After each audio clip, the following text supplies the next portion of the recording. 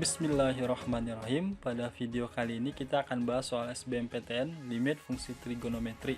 Soal pertama, limit X mendekati tak hingga X dikali kotangan 1 per X dikali sin 1 per X pangkat 2. Nah, langkah pertama adalah karena di sini bentuknya X menuju tak hingga, maka caranya kita misalkan. Di sini 1 per X saya misalkan dengan variabel lain yaitu Y. Kita substitusikan nilai X nya, maka didapat 1 per tak hingga, didapat Y nya sama dengan 0. Maka bentuk soal ini kita rubah ke bentuk Y semuanya. Nah, di sini 1 per X kuadrat saya rubah jadi 1 per X dalam kurung jadi kuadrat.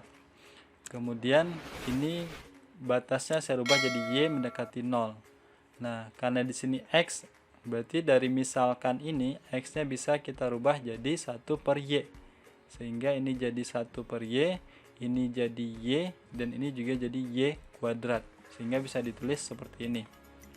Kemudian kotangan bisa saya rubah menjadi 1 per tangan. Kemudian jadi seperti ini bentuknya, kita kalikan sin Y kuadrat dikali 1, maka didapat sin Y kuadrat per tan Y.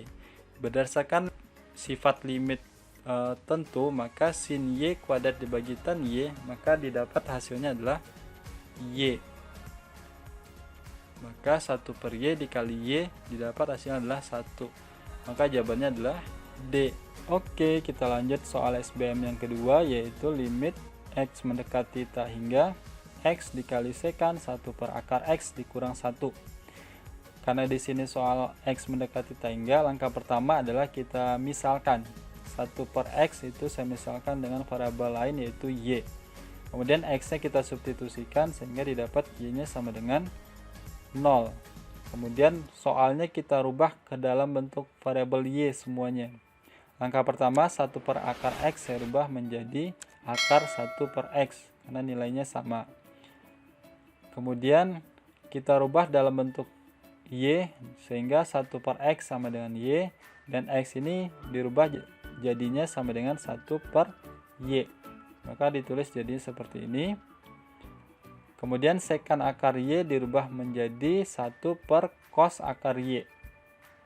Nah, di sini kita samakan penyebutnya atau kita kurangkan 1 per cos akar Y dikurang 1 sehingga didapat 1 dikurang cos akar Y per cos Y.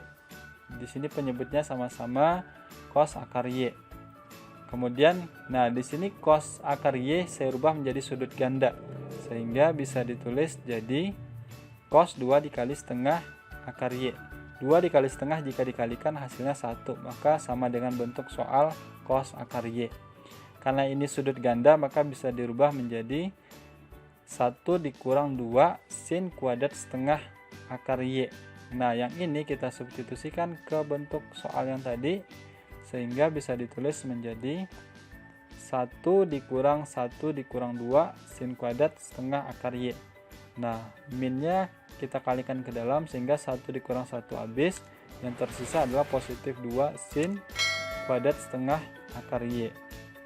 Nah, 1 per Y ini saya rubah menjadi 1 per akar Y dikali akar Y. Ini tidak merubah nilai, sama bentuknya.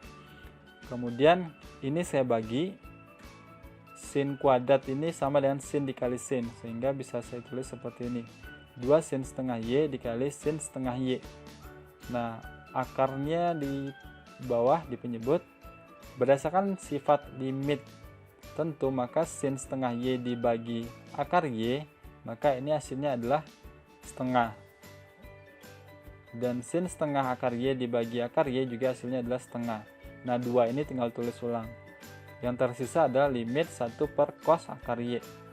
Nah, ini bisa kita sederhanakan akar 2-nya sehingga habis, maka tersisa adalah 1 per 2 limit Y mendekati 0 dikali 1 per cos akar Y.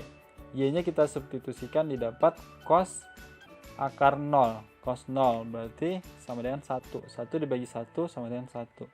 1 dikali setengah sama dengan setengah. Maka jawabannya adalah berdasarkan pilihan ganda adalah yang B. Sekian, terima kasih.